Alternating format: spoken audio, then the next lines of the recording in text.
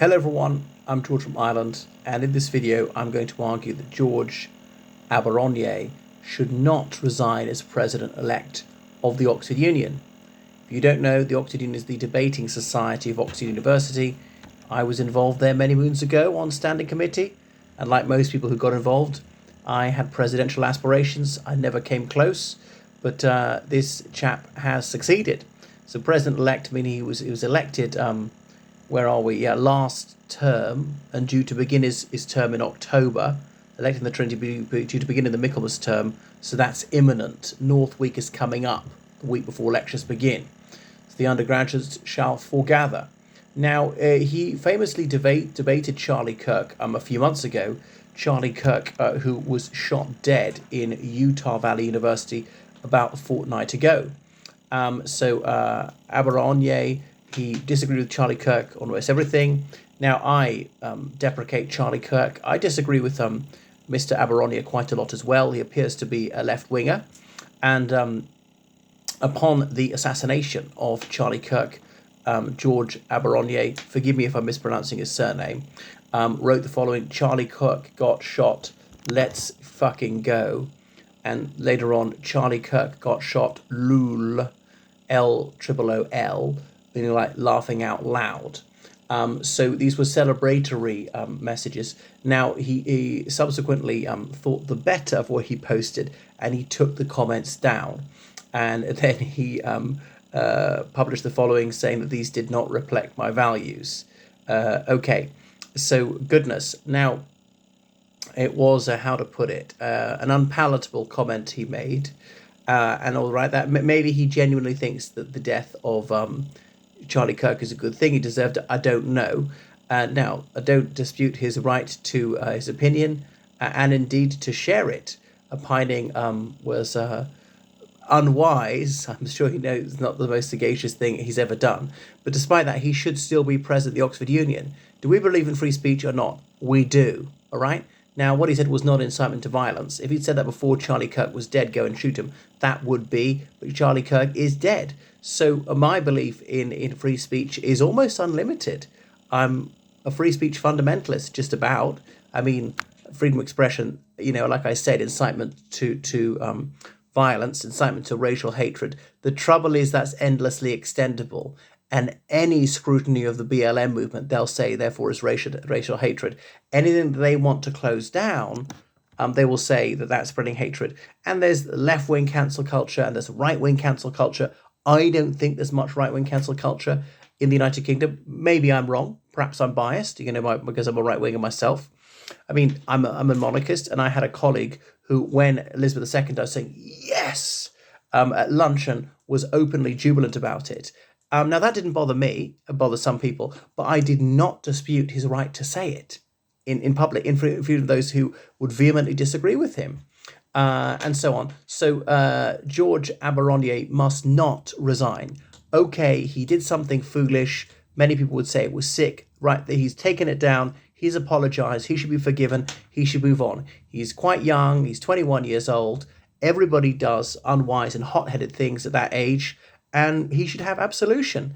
And after Charlie Kirk was a fulsome defender of free expression, many people thought this was really offensive. Charlie Kirk would not want George Abaraonye to resign. And surely it's honouring Charlie Kirk's memory to say, no, you continue. You say what you think. Other people don't like it. Tough. Grow up. They find it mortally offensive. Yeah, that's real life. You say what you think. That's mortally offensive. Okay. And we'll live. That is a free society. And there's a price we pay for free society. It's sometimes you're going to hear things that you do not like. And these former presidents have said that he should resign. No, he should not resign. And his apology is enough already. So goodness. Anyway, the union leadership fortunately cannot remove him. Now, there could be a no confidence motion when the term opens. They would need to get 140 signatures and the membership numbers of them to prove that they really are members of the union, and they have to do that within 2 days. And then there could be a 4-day debate. I mean, I don't know. To my knowledge, it's never been done or even attempted. So they'd have to get a 2/3 majority. I mean, which I don't see happening. And some of the leftists would also be cock-a-hoop about the death of Charlie Kirk. Okay, we've got to remind ourselves, good people die every single day.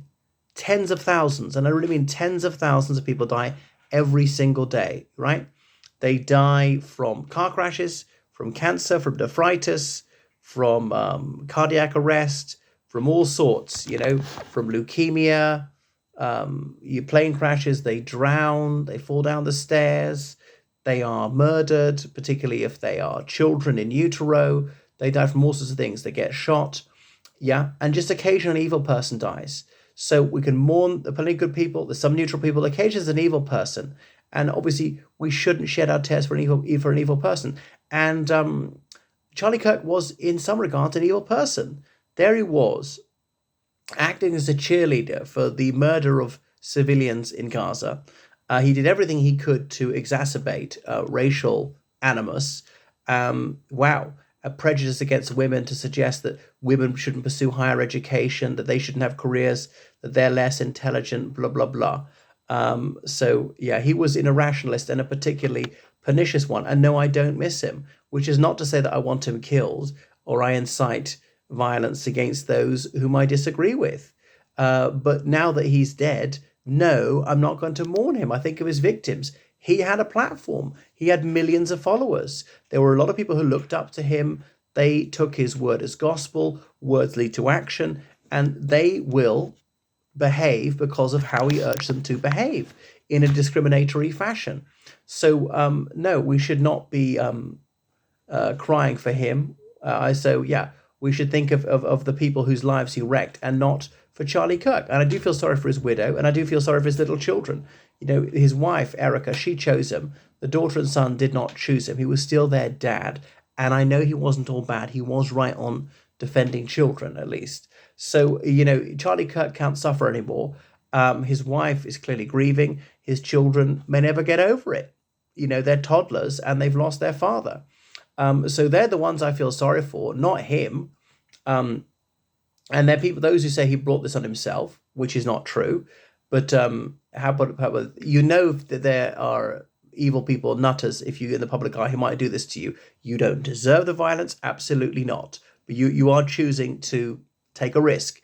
His children were not choosing to take a risk. Fortunately, there's no danger directed against them, but yet they're suffering for something that they didn't do. And I'm not saying his suffering was deserved. Absolutely, it was not. Anyway, George Abaraonye, let him stay, okay? He said something that he shouldn't have said. He has said sorry for it. He ought to be forgiven, allowed to move on. He could still be a superb president. He's clearly an adept and intelligent debater, all right? I know he shouldn't be at Oxford University because of his very low grades. There was this class discriminatory thing that got him in, but nevertheless, I recognize he is president. I respect him. He achieved far more than I ever achieved, and he should be allowed to serve his term.